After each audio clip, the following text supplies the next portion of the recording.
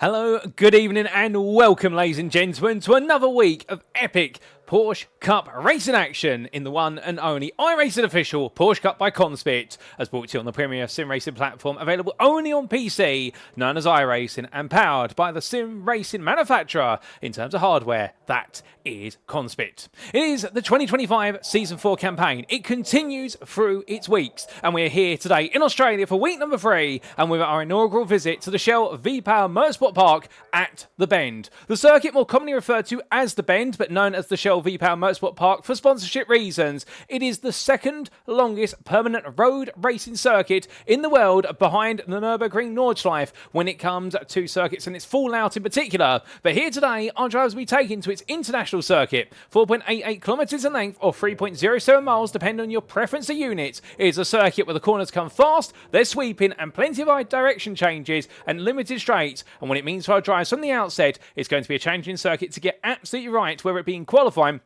alternatively in the race, even in dry conditions. But as you may notice in the background, we do seem to have a little bit of rain here as well, and that's only going to spice things up even more. But where are my manners? We should welcome you all to this live broadcast of Circuit Side as you're tuning in via the YouTube channel of TX11TX, or alternatively Paul Walsh. Indeed, go to youtube.com and search for either of those terms, and you can be tuning in right now. And in the commentary booth, you have myself. My name is Paul Walsh, also known as TX11, or Britain the Spit, depending on what media you follow me on, as we bring you an all new round of racing action in our official top split broadcast. And this is week 3 of 12 here from our regular 1945 Greenwich Mean Time, that's GMT, or Universal Coordinate Time slot on a Wednesday. Indeed, as we get ready to go racing today, we've got another 14 laps on the schedule, and the racing is only going to get underway in approximately 4 minutes' time. So without further ado, let's give it a better introduction to the calendar as we progress our way through it, and also to our host circuit for today. Because as we can see, today is Wednesday the 1st of October. Last time out, we were in Portugal at the Algarve International Circuit, and there in Portugal, it was all about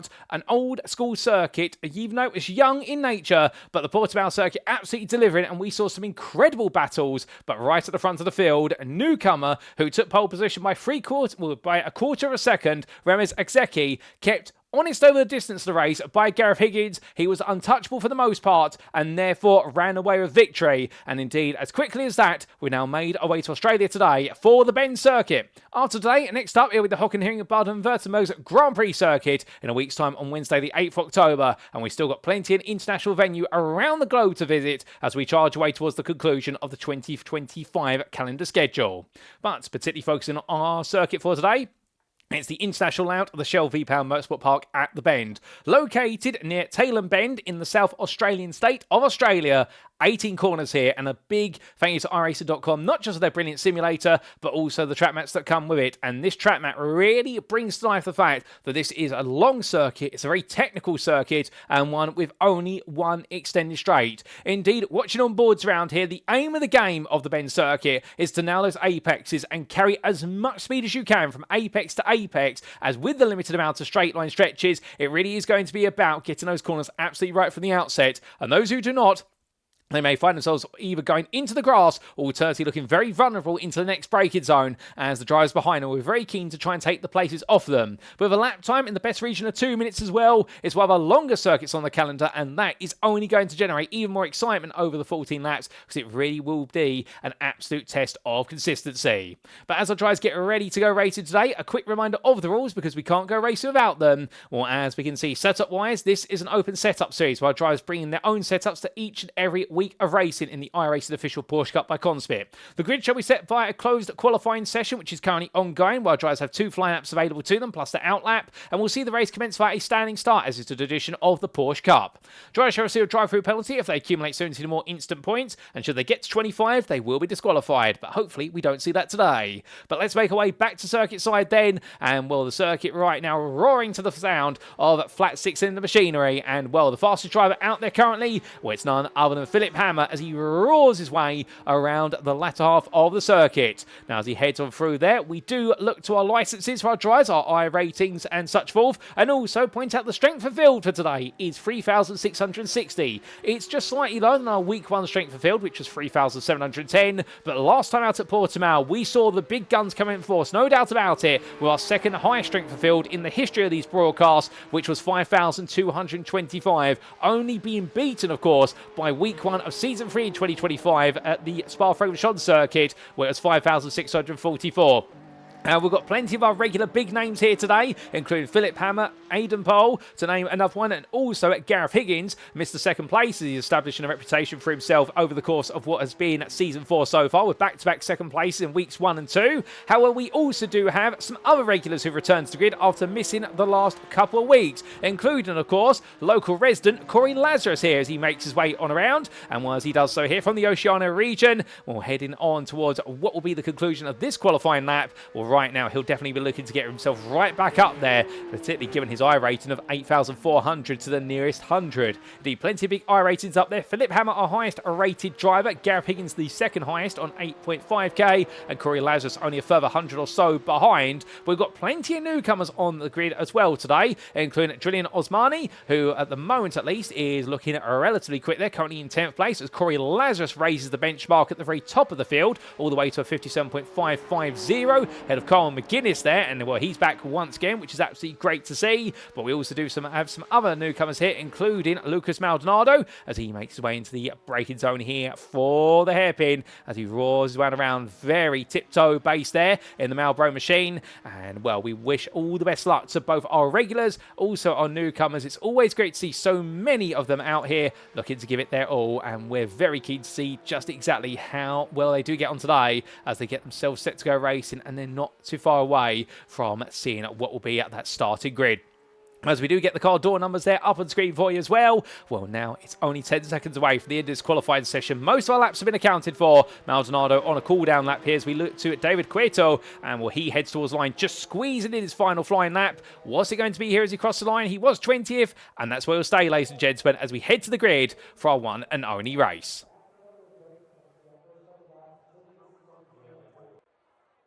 So as they all make their way to the grid, this is how our drivers line up for the week 3 top split broadcasted ways from the 2025 Season 4 campaign of the iRacing Porsche Cup by CONSPIT. It is Corey Lazarus who lines up on pole position there. The privateer at his effectively home circuit for this season, absolutely delivering in qualifying by almost 3 tenths over Carl McGuinness. The pole sim racing driver takes his best ever qualifying performance, puts himself on the front row. What an effort from Kyle, no doubt about it. And then we will see behind Linus Donovan for Arctic Sim Sports by draw, ahead of Philip Hammer for Pole Promotion Esports. Then in 5th place, his weakest qualifying performance so far for the season, Gareth Higgins there for Team 75, Bernard by Sim Racing. And then we do see Aidan Pole joins him on that 3rd row of the grid for Pole Sim Racing, the American driver looking to move forward as quickly as he can. Fabian Ming starts 7th for Pole Sim Racing there, just behind his teammate. And then we do see in 8th place, it's going to be Max Andrews there for Pole Sim Racing. The Pole Sim Racing team out in full force. 4 drivers inside the top 10, a brilliant effort from them, it must be said. Then we have Jonathan Lemerson, who starts 9th for Ice Cold Racing, powered by Max Sim Racing, just ahead there of newcomer, and that in 10th place is Faisal Ayachi. And then we see from the Lebanese driver, starting in 11th, it is going to be Jack Craft there for the United Kingdom, who's back once again, ahead of 12th place starter of Julian Osmani. From the Albanian driver, it will then be Jackie Tang, ahead of John van der Velden, who's new to the grid. And from the new Dutchman, we do see the returning veteran of Zach Haight from Switzerland, albeit he's qualified quite far down and has got a lot of work to do. We'll then have Oliver Clark starting 16th, ahead of Alessandro Tonello, with Luke Barwick joining him on that 9th row of the grid, and completing your top 20, it is Lucas Maldonado and David Cueto. Outside the top 20, let's not forget about them. At 21st, it'll be Philip Schmitz, ahead of David Tucker, and last but not least, behind the OMC Racing driver, it will be Tim Bandy, starting 23rd of 23 drivers. Well, the grid set, ladies and gentlemen, here come the lights. It's 1, it's 2, it's 3, it's 4, it's 5 red lights. And it's lights out, and away we go here at the bend in Australia as the drivers get away. Corey Lazarus there having a good start, and you can see the tyre compound some drivers have gone for, most on dries, but a couple have gone to the wets. But will the weather favour them? We will see. It's a long run down towards turn number 1, and into that braking zone. Carl McGuinness looking around the outside as they head on through. Linus Donovan there covering off Philip Hammer. Wipers on there trying to clear some spray as all the drivers make their way through turns 1, 2, and quickly into 3. But as we can see there, Max Andrews trying to get involved, queuing up behind Jonathan Lemerson there, who's had a great start getting ahead of Andrews. And our top 10 definitely right now. Exchanging glances with Philip Hammer, battling side by side with Fabian Ming. Well, we haven't seen Ming have that good a start recently, but he's moving forward as Hammer squeezes his way back past Gareth Higgins for a brief moment. Or does he? No, he doesn't. In fact, that's Aidan Pohl he's just passed. Gareth Higgins just in front of him, and they all concertina down here into the braking zone. And we're a bit further back there. We can see Jackie Tang trying to keep Jack Craft behind as a couple of drivers go deep, but a car around there, and a car to the grass as well. It gets a bit messy towards the back of the field. I believe that's Luke Barwick, Zach Haight, and Drillan Osmani all getting caught up there, but they managed to survive it with a few bumps and scrapes. But back towards the front of the field then, as this first lap now really starts to build up steam, we can see that some drivers really started to push on here, and none other than Corey Lazarus really getting his head down, as Donovan, meanwhile, in second and gained the place, has got ahead of Carl McGuinness. But of course, this is just lap number 1, and this is a lap where you've got to get the tyre temperature and really brave the water out of the circuit right now. There's a low chance of rain, but the rain has arrived in the practice session. Qualifying, it stopped raining, and now here in the race, the circuit's gradually going to dry, we believe. But will it dry enough to give our drivers the full confidence to attack the circuit? Well, if you're Philip Hammer right now, he just had that Aidan Pohl look up the inside of him, and well, that's not quite worked out for Hammer. He's dropped back to 6th place. Their Pohl really going on the offensive as they come down towards the final quarter for the first time. A bit further back, we do see Tim Bandy battling hard here with Lucas Maldonado. He's the driver behind Maldonado, who's in the Marlboro machine, and onto the brakes they come. And Bandy right now, who started 23rd, he's had a good start to this race and is making some good progress here as he looks to go on the offensive again very shortly. But meanwhile, back towards the front of the field, Aidan Pohl here, really the leader of the second pack as they all fan out, coming down the start finish straight. Here comes Carl McGuinness, battling side by side. He is on what is the dry tyre alongside him, and right now there's that white pit exit line. They won't brake on it, but they'll run over it. Aidan Pohl going defensive there, forcing McGuinness to have to go on the slippery surface. Philip Hammer goes deep, so does Van der Velden there, but Van der Velden gets it back a bit better, and we'll carry it all through here. It's all going to chop and change, and we do see John Van der Velden now up into 8th place. They're getting past Hammer, gets past Lemerson. Lemerson goes wide, oh no! And that all goes wrong there for Max Andrews, I believe, who gets collected with Faisal Bouayash, and well, the Lebanese driver and the Briton come together as quickly as that, and their race goes backwards. Ayash right now trying to recover the car on very slippery grass, and on a dry tyre that is not going to be easy whatsoever. But as they bring themselves back together, it's drama for them, and the fight for fourth now is into the hands of Carl McGuinness, albeit he has got a pack of 7 cars between him and the man all the way down in 12th place of Alessandro Tonello. That is how close it is the running here, and our leaders are already started to really gap away the best part of 3.5 seconds here. But as we do see McGuinness right now holding his position as firm as he can, a bit of run wide there from an all-pink machine of Van der Velden, but he's able to keep it together there. Lovely livery on that one, in fact. And as they make the way towards the end of lap number 3, they've still got the best part of a quarter of this lap to go. Indeed, it feels as though it's a very, very long lap, particularly when you've got these wet tyres on, or indeed dry tyres for many, but they are a bit wet at the moment. It's the wet track surface. They are all pushing each other to the limit, but we can see there a little bit of a nudge. That was Philip Schmitz looking up the inside of Jack Craft. Craft goes a bit wide as a result of that move through turns 14 through to 16. So Schmitz does get up into 13th place. We're not without a little bit of rub and a bit of side-to-side contact. Meanwhile, Aidan Pohl here in a battle hard. That is getting his elbows out versus Fabian Ming. Ming, they won't be too happy about that one. Pohl right now are really trying to stop water from going downstream, proverbially speaking. And the fact that Ming, Lemerson, Hammer and Clark are all queuing up comfortably here and looking for a way into the hunt. But meanwhile, at the front of the field, Corey Lazarus leads a second lap, goes on to lap 3. Linus Donovan there looks for a move, can't find it. Gareth Higgins in third is falling away from the top 2. Keep in mind he's on a wet tyre, and I would imagine that wet tyre right now is starting to feel a little bit uncomfortable as the sun is starting to come out here in South Australia, and that is going to cost him a little bit of pace. But we will see what happens between them as all these drivers right now continue to keep each other honest and push each other around the circuit as much as humanly possible. And well, as we do see here, McGuinness right now keeping Aidan Pohl and Fabian Ming at bay. It's close, but not close enough between them. Ming here right now, not able to make a move. Aidan Pohl looks up the inside versus McGuinness. Contact between the two. Pohl goes deep. McGuinness gets sent on around. And well, as he rejoins, McGuinness falls to the back of this group. He's going to be absolutely fuming about that one. And indeed, a bit of drama there. And that adds to the drama we've already had at the start of this race. As Aidan Pohl now has to go defensive here, coming all the way through in towards the second half of the lap. Will he be able to do it? That is going to be the challenge that confronts him. And the answer is yes, he will versus Oliver Clark and John Van der Velden. But Van der Velden there going for the cutback. But the problem is it's quick fire direction changes. So as much as he switched back to the outside for the next corner, he suddenly got to slam with the brakes. Oh no! And Van der Velden have a bit of side contact with Clark. Gets sent all the way around. 300 160-degree pirouette on the grass, manages to keep the throttle buried, and manages to get back on the circuit without beaching it into very slippery and marshy grass. But as Van der Velde now comes back together, he'll be fuming at that one as well. It's not going right for him, as meanwhile we can see here Alessandro Tonello in the BWT machine being passed there by Max Andrews for 14th place.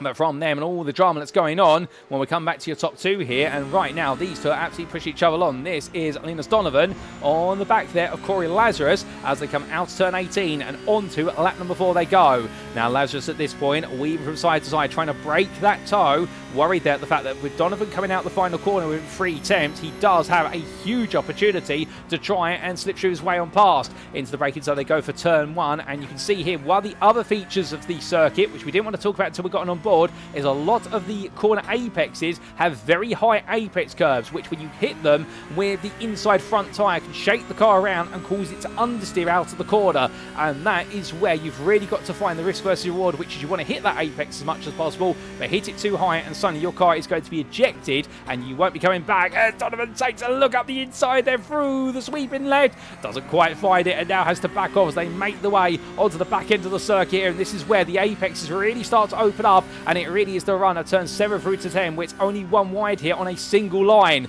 But staying close is Donovan as drama's happening further back. Van der Velde has fallen in further back. Lazarus runs out wide. Does he get it back on circuit time? Yes, he does, but Lazarus almost loses it there. And Donovan right now looking one way then the other. This is incredibly close racing between them. Linus Donovan attacking non-stop here, and Corey Lazarus right now, well, I'll tell you one thing, he may be as cool as a cucumber inside that car, but even he's feeling the pressure today, and it's not that warm circuit side, but in that cockpit it's going to feel about 20 degrees centigrade hotter by comparison as they now make their way back on themselves here towards the end of this lap. Close between them, but whilst all this has been happening, we need to take a look back at some of the dramatic moments from earlier on in the race, starting with the madness of lap number 1. So this is what happened between Dylan Osmani and Zach Haight and Luke Barwick coming down into the first major heavy braking zone after turn 1. And well, in the end, a bit of contact there between Osmani and I believe that was Haight, and Luke Barwick getting caught up as all the field had to fan the way through. And in fact, I think that was Barwick and Osmani there, and Haight coming into the scene of the instant afterwards. It was not a happy moment between them, but they all got it back together. We then had this on lap number 2 for David Tucker. He was battling towards the back of the field. He was in, I believe there, the rather yellow machine. And well, as he made his way through turn number 1, the rear of the car let go, and contact there with Max Andrews, and well, that all went with contact with Luke Barwick there, I should say, and that didn't go right whatsoever. In parallel, we had this between Andrews and Boyash, and well, this was batting inside that top 10. They both made the way into the sweeping downhill right-hander, and as they exited the corner, a bit of contact there between Hammer and what was, I believe, Andrews, and Andrews collected Boyash as a result. So all three went round together there, albeit Hammer managed to stay on. On lap number 3, we had this for Carl McGuinness. It all went a bit sideways here for the man who started in second place. Look up the inside from Aidan Pole, went hard on the brakes, went a bit too deep and in, rear of the car slid loose, and in the end Carl McGuinness being a bit of a buffer to the American driver, but both drivers there coming off poorly, but Carl McGuinness much worse so. And then we had this for Lucas Maldonado on lap number 3, the Marlboro machine in all the colours of the cigarette brand. Well, as he went chasing, went out wide and ended up sliding onto the grass. Oh no, and he managed to avoid sliding onto the path of anybody else, but I can imagine there he was just a passenger in the car and would have been breathing very deep. Then on lap number 5, this only recently has just happened to Gareth Higgins versus Aidan Pole. Higgins then into the same place where Pole had them up with Carl McGuinness. Under braking, Pole taps the rear of what was Higgins' car. Higgins went sideways and Pole just sliding into the back of him and had no traction and no means of stopping the car.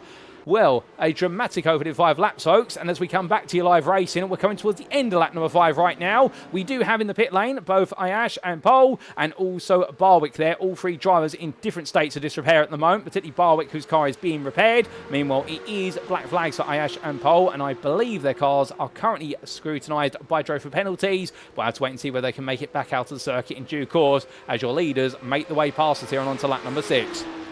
We're further back into third place now with all the madness that played out. Philip Hammer has found his way into third, and well, he has Fabian Ming right behind him. Fabian Ming right now enjoying one of his best performances of the season. There's no doubt about it here as he tries to get close. He tries to do what Donovan tried on Lazarus only moments ago, and that is find a way through. But the problem is it's not easy. You've got to get a lot of pressure onto your rivals, and that's why in a dry circuit you can imagine the bend is already very challenging as it is. Suddenly on a wet circuit that's gradually drying, it gets even harder. And, well, the simple reason being in the fact that you do end up in one of those situations whereby there's only one line, it's a dry line, and everywhere else is effectively a wet line by comparison. And when you are running on slick tyres, it gets even more challenging then, because as soon as you go off the dry line to the wet line, whether it's these curbs or a little bit of grass, you suddenly lose all the grip and you are driving effectively on ice. And as soon as you get it wrong in these Porsche Cup cars, we've already seen it over the first 5 laps, you're out of control, you become a passenger and you're going nowhere as a driver.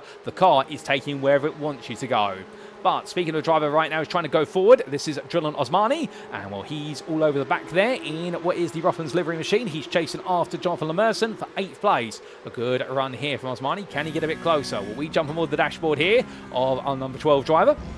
And he stays firmly under the rear wing of Lemerson as they come in towards the left hand here under brake at Osmani. He looks for a little peak, but realising there that you're not going to get the run because it is a corner that very quickly tapers to an apex and then expands outwards. So having to play a bit of a patience. Oh my good lord, who's that going sides? That's Oliver Clark, I think. That's Oliver Clark going spinning off the circuit. I don't know how he's managed to achieve that. We'll get a replay of that when we can, but Oliver Clark there pirouetting out. Oh no! And it goes all wrong there for multiple drivers. That's a mistake there from, I believe, what was the combination of none other, excuse me, than, well, Jonathan Lemerson, and also there, I believe that might have been Jackie Tang getting caught up. Both drivers there going very sideways, and as a result, Dylan Osmani, in the space of a very chaotic end to that lap, has suddenly gained 3 places through just being in the right place at the right time. Max Andrews is now on the back of Osmani. He wants it on this. It is really turning its head, this race right now. The bend is definitely throwing everybody for a loop here. The first time we've ever raced at it, plus also the conditions are not helping,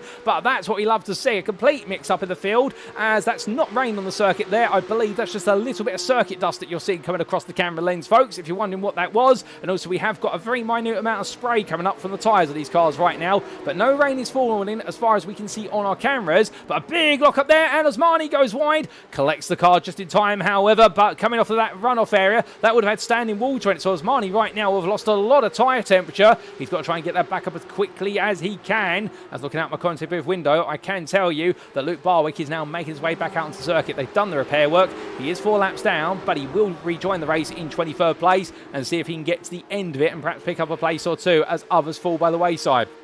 One driver who fell any moments ago was Oliver Clark in a very dramatic twist of fate. We've got a replay coming up of that shortly. But Gareth Higgins, meanwhile, the man on the wet tyre, he gambled in what was his start all the way from, excuse me, 5th place, decided to go for the wet tyre, made his way into the podium places, and it all went backwards. As now Jack Craft at the inside of Higgins there, and I wouldn't be surprised if that wet tyre is really struggling here. I think he perhaps prayed that there was a bit more water on the circuit than perhaps there is at the moment, and therefore he'd be able to keep that wet tyre nice and cool and use it, whereas the slick runners would struggle on their dry tyres. But it's gone the other way. The wet tyre's too hot at the moment, it's decaying very quickly, and therefore it's the dry runners who right now, they have got the optimum tyre. They've got to be careful with how they use it, but so long as they apply due care, they will be faster than the wet compound.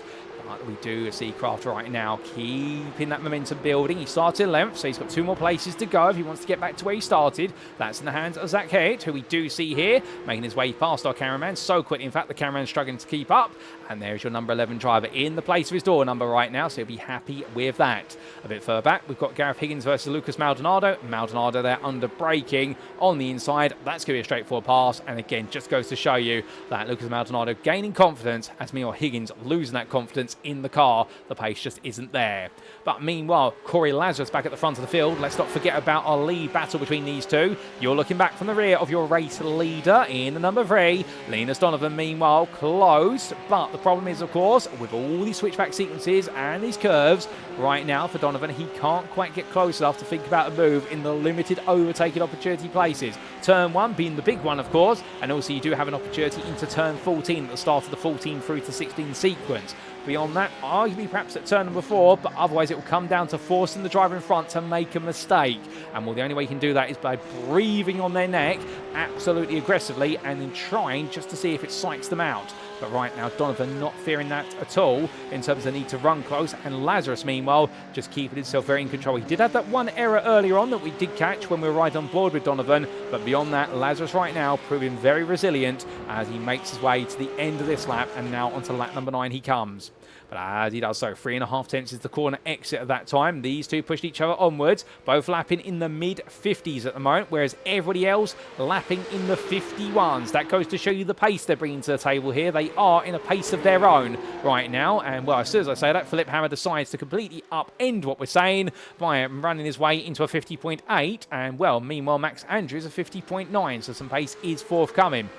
And Jackie Tang, well, he is behind Julian Osmani here. Osmani going defensive on the inside into turn 1. Meanwhile, Tang looking around the outside. He's going to outbrake Osmani. Has he done enough? No, he's outbroken himself. Runs all the way to the runoff area there. He'll rejoin and rejoin safely there just in front of Jorn van der Velden. And well, van der Velden says, no, you don't. I'm taking that off you. Gets the inside here, going through turn number 3. But now, which way's the road going to go here for the Pink Panther machine? It's going to go to the left into turn number 4. He's going to look around the outside. He's not going to get it there. And now in towards turn number 5. Van der Velden has to wait. It's not working out for him, but a good attempt there to seize on the opportunity presented by Tang's mistake.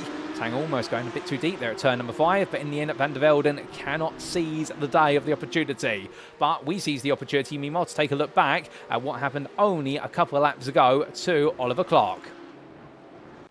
Now, this was on lap number 6 and a lap of nightmares for Oliver Clark, and all the way in the pit lane now with the damage picked up. So coming down then through the latter half of the lap, goes very sideways there. And as he does, goes to rejoin, comes across the road, gets turned across there by a fast approaching car. Well, we couldn't quite see who made the contact, but we can tell you that Oliver Clark there, very unfortunate to be collected as he tried to rejoin. We then had this only moments later for Lemerson and Tang as Clark was getting himself back together. Here came Jonathan Lemerson looking around the outside of Tang. I think Tang's going to outbrake himself here. Yes, he does. Battling with Lemerson and sends them both to the grass. And, well, in the end, Lemerson loses out more by comparison versus Tang. But an easy mistake to make as we come back to live racing. And in good time as well. Because too wide, coming towards the end of lap number 9, it's Kraft versus Schmitz. Kraft on the right of your picture on the outside here. Schmitz defending to the inside. And there's only really one way to make your way out to turn number 17. And it's the way that Schmitz has done it ahead. We have Kraft right now looking again into 18 here. But a faster right hand of this one. But Schmitz, in fact, not really defending it there. Decides to let it go. I know and wonder whether Philip Schmitz is looking for the counter-attack here down the start-finish straight. Given the fact he'll have a tow, he'll have a lot of momentum here as he heads in towards the braking zone. And I wouldn't be surprised if he's feeling quite confident. But Kraft, meanwhile, goes defensive on the inside, seeing what's coming, and says, no, you don't. And, well, with that, it will be Philip Schmitz who falls back to 30th place. Meanwhile, Lucas Maldonado looking for the move here on a struggling Gareth Higgins at the moment. And will get ahead, but there's a bit of contact between the two of them. Maldonado squeezes off the nose there of Higgins into turn number 2. You could see what he was trying to do, but just did it a little bit too enthusiastically. And I think Higgins, in the end, lifting off the throttle and going, okay, if we do this anymore, we're both going round and we don't really need that. And you can understand, because for Gareth Higgins in particular, this race is proving to be an absolute dismal one as Maldonado tries to pick his way back up. Higgins being the first of the wet runners, but that wet tyre is putting him currently the best part of 4 seconds off the pace of the dry leaders of Corey Lazarus and Linus Donovan. But speaking of those two individuals, we come back to the front of the field then. It has been an incredible, what has been 10 laps of racing so far between these two. They have kept each other honest every step of the way, as that's gravel up there. I think somebody's got it wrong. I think that might be, well, I can't quite see who, but somebody's got it very wrong at the gravel trap at turn number 17. So there's gravel everywhere there. And, well, we'll have to try and find out. I think it might have been Barwick who had a run wide, and the gravel's just setting back down, as Barwick's back up to 21st now, as we have lost both Clark and also Pole. But our drivers here still marching on. And, well, meanwhile, whilst this is all happening, what on earth's happening further down? Well, that is Julian Osmani down to 10th place. He's had a bit of a moment there coming through turn number 17. Turn 17 proving to be the bane of many a driver's race, it would seem, when they're by themselves. Meanwhile, back to the front of the field, Corey Lazarus has made a mistake, and Linus Donovan says, right, I'll take that, thank you very much. Into turn 4 he goes, and Donovan now takes the lead. Meanwhile, we ride back on board then with Corey Lazarus here. He's going to go all in on the brakes immediately there. Tries to psych out Donovan, and Donovan in does make a mistake. Now can Lazarus get alongside before the next quarter sequence? Otherwise, he's now going to have to settle back in. He's going to go for it into turn number 6. He's not going to find it now through 7, 8, 9 and 10. It's a fast series of right-handers here, and whilst the drivers make the way on through, there's only one way through, and Linus Donovan will just hold on to the lead. And we'll get a replay of how that all started very shortly, because Corey Lazarus making another error, it would seem. But right now, Linus Donovan, as much as he's got ahead, he's now under that absolutely obscene mental pressure of trying to hold on. As meanwhile, Philip Hammer, well, he's 8 seconds behind. He's not really getting close at rapid rating knots initially, although he is the fastest driver on circuit at the moment. He owns the fastest lap from the previous lap of 50.29. But he will need to start stripping the best part of what will be 2 to 3 seconds a lap out of these two if he wants to be with them on the final lap. And, well, that's going to require Donovan and Lazarus to really put the proverbial boxing gloves on and go full battle mode, which I think Donovan now might be starting to establish a little bit of control over this as they exit the last 2 corners to complete this lap. As they come to the end of lap number 11, let's see how lap 11 started for them and how, in particular, Donovan got the move done. So Lazarus under braking into turn number 3. What goes wrong? It was oversteer, a huge bout of oversteer, but collected it very well. But unfortunately then, by the time he got himself righted, had lost the best part of about 6 to 7 miles an hour on corner exit, and Linus Donovan was never going to say no. Now Lazarus was smart here. He went for the move, and watch what happens to Donovan. He outbrakes himself, thinking that Lazarus is going to outbrake into the corner. Good mental effect there from Lazarus, just to simply say to Donovan, I'm coming, watch out for me, and Donovan falling for it. But then that was the difference between the two of them. In fact, Donovan was able to get himself back on that racing line. And from there, control the run. And, well, we come back to live racing. Gap at 6/10 here as they're into what is the first half of the next lap on lap number 12. But right now, Lazarus has got to try and claw that gap back. Meanwhile, coming back to your man in 10th place, this is Zach Heath chasing after Jackie Tang. And, well, right now, Tang trying to hold on here. And, indeed, there have been definitely some big moments between all of these drivers over the race distance. Tang right now, having started in 13th place, he's been bruised, he's been battered, but he's not been broken as a result of the moments. But, oh, my good Lord, that's a big lunge there from Zach Heath. Completely misses braking zone. And, well, I think Zach there just forgetting the run of the corners, because some corners, there are longer stretches than others. And, well, in the end, he will rejoin, but he'll rejoin a long way down the order, and he has taken the scenic route to complete that turn, and Jack Craft has found his way through. So understandably there, hey, a bit enthusiastic, but a bit too enthusiastic for what he wanted to try and do as these drivers all come on around. Philip Schmitz, meanwhile, he's in 13th place, chasing after Osmani. And, well, can he get a bit close here before the race is over? We will see, as we have, in fact, had a bit of a moment for Corey Lazarus. He's had an off track, which means the gap between our leaders has now blown open to 5.5 seconds. So Donovan right now firmly in control of this race, understandably, as he makes his way onto the penultimate lap off camera. So where are the big battles now? Well, one of them, Grind, is the fight for 16th between Cueto, who's just recently recovered the car from a mistake, and Alessandro Tonello, who's on the back of him here, coming through turns 6 through to 10. And, well, right now the BWT driver in the dirty air runs wide. A lot of dirt on the circuit as well, where we've seen gravel be brought across from mistakes. And, well, Tonello almost there, understeering out wide. The car just not gripping up whatsoever. But understandably, he's on the wet tyre as well, so the grip level for him is going to be much lower than the slick runner Cueto in front of him.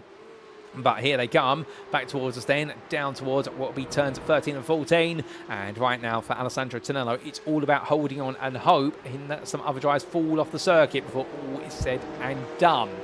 But other than that, the battles now seem to have spread out a little bit here. We are waiting to see if any opportunities arise for any drivers. Zach Heath, well, he's currently in 11th place here. He does have Osmani for relatively close company. And we'll keep in mind that Heath was the man who turned himself into a missile trying to pass Jackie Tang only a lap ago. Tang right now in 9th place here. Seems to be in control of it. He has a 6-second gap to Kraft behind, and he has a 3-second gap to Van der Velden in front of him. There is Van der Velden right now in the Pink Panther machine. And, well, he seems to be very happy in the number 14 right now. One of the biggest gainers since the start of the race. 6 places gained compared to his 14th place start.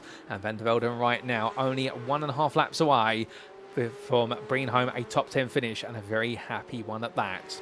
But as our drivers make the way on around there, we can see Philip Schmitz, meanwhile, on the offensive now, trying to chase down, drilling Osmani. And, well, both drivers on the slick tyre here. Osmani really struggling, and Schmitz, meanwhile, taking a huge amount of pace there for 11 into 12. But it's all for naught as he has to queue up behind the guy in front. And that's the only problem with the Spen circuit. It's an absolutely fast-flying circuit when you're in clear air. But meanwhile, when you've got a car in front of you, if that car goes off racing line, suddenly all the pace you build is curbed, as our race leader goes on to the final lap, and it's Linus Donovan who sets the personal best of 50.346, but does not beat the fastest lap of the race, owned by Philip Hammer, a 50.20, free to the nearest 1,000.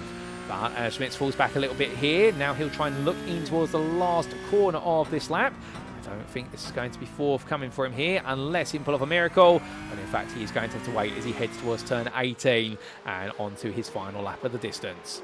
But looking back to the man in the lead, as we see a big lock up there for somebody, and Donovan almost follows him. That is the car in front of him of, I believe, none other and then Luke Barwick, who he almost follows off the road there. And well, right now, Linus Donovan just needs to get this home, to be fair. He's 5.5 seconds ahead of Corey Lazarus. He doesn't need to do anything exceptional here other than finish the race, which sounds very straightforward. But understandably, given the conditions and how challenging this circuit is, well, it's not as straightforward as it sounds. Philip Hammer in third. He is bringing that gap to Lazarus down by 2 tenths a lap, but he's not doing it quickly enough. And well, right now, he needs Lazarus to make a major error of some description. And then 8 seconds back, on course for his best ever result here in the top split broadcasted race, Fabian Ming doing an incredible job ahead of Kyle McGuinness, who somehow, through all the madness, has recovered to 5th. Having started in 2nd place, he dropped to 13th place at one point. McGuinness right now bringing himself all back together. Max Andrews, a further 3.5 seconds back as well, into 6th place ahead of Jonathan Lemerson.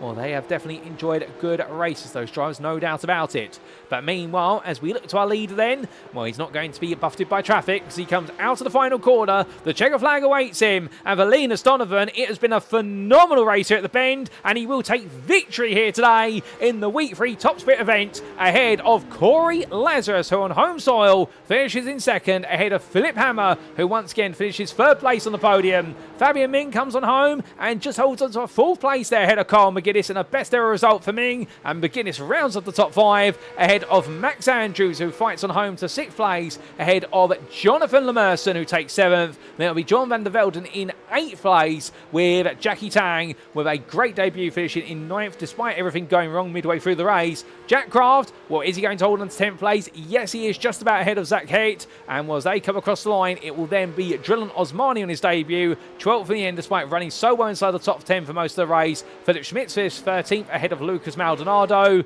And then we will see your leading wet runner. And, well, his reputation of Mr. Second Place is going to be broken, but not in a good way today, folks, because for Gareth Higgins, he opted to go with the wet. It wasn't the right gamble. He finishes 15th on a tyre that is severely worn down to a slick, most likely. We've still got a few more drivers to finish their races, including David Cueto, who's had a very frustrating, challenging race there, but good on him for getting it to the checkered flag as he comes on home in 16th place, the number 22 driver, but 4 places gained since the start, so he'll be happy with that one. And then we will see what is the number 15 of Alessandro Tonello, bringing home 17th place there with a fast approaching David Tucker, but Tucker runs out of laps right at the end. And then we do have 2 more drivers to see the conclusion of this race. It will be firstly Tim Bandy, and then we will see the best part of 4 laps down. It will be none other than Luke Barwick. In fact, it will be Barwick first here as he heads in towards the final corner in the number 20 machine. And, well, to be fair to Barwick, it's not about how you start, it's about how you go on to finish, and he's kept that mentality all the way through. Good on him for seeing the checker flag, even though it's 4 laps down. That's the true racing spirit we love to see. And then your lowest I-rated driver in this session, well, Tim Bandy, he is going to make his way home 19th place, having started from the very back of the grid in 23rd. A solid effort from him, and indeed, for many drivers rising to the challenge of the bend today, anyone who's made it to that checker flag definitely, to some extent, can be considered a bit of a winner, as Bandy will round off that finishing order. But as he takes his checker flag, indeed the last checker flag of this session, folks, well, as everybody comes to a halt and we indeed have the circuit fall silent, it's time to take a look at those provisional race results subject to any steward's inquiries.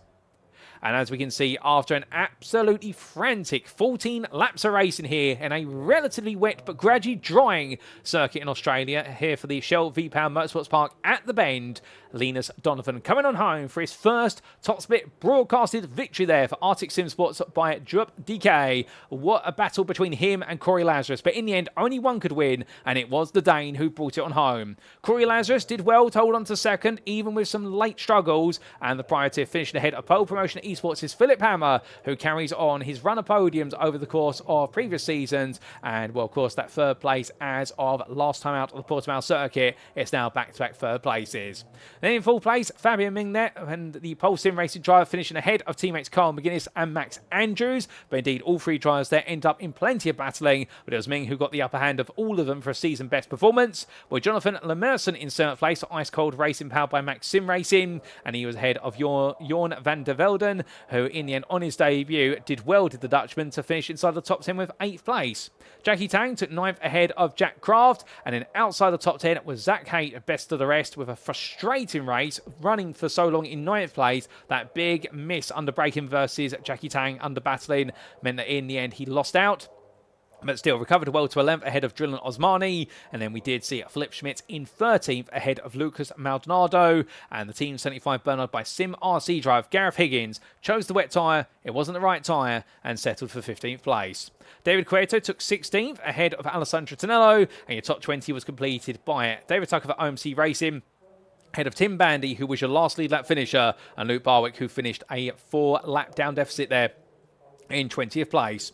Outside the top 20, not to be forgotten about, we did also have commiserations for Faisal Bouayash and also Oliver Clark and Aidan Pohl there, with the Pole Sim Racing driver coming off the worst of everybody, having started 6th. It was all over before it really got going for him. But still, ladies and gents, what a race here today. And well, for our first ever visit to the Bend, I'm sure many of you will agree with me, we'd love to see the circuit on the calendar once again, because it was absolutely brilliant battling at the start, and a circuit that really did put a big emphasis on being able to adapt to the conditions, and also just seeing how much speed you can carry from corner to corner. But with that, and as we get ready to wrap up, let's hear a little bit about our title sponsor for the iRacing Porsche Cup, and that's none other than the sim racing hardware manufacturer. It is CONSPIT. If you are looking to take your sim racing to the next level, then why not consider CONSPIT? As the pro driver's choice of sim racing hardware, CONSPIT offers one of the most comprehensive lines of hardware products to sim racers around the world.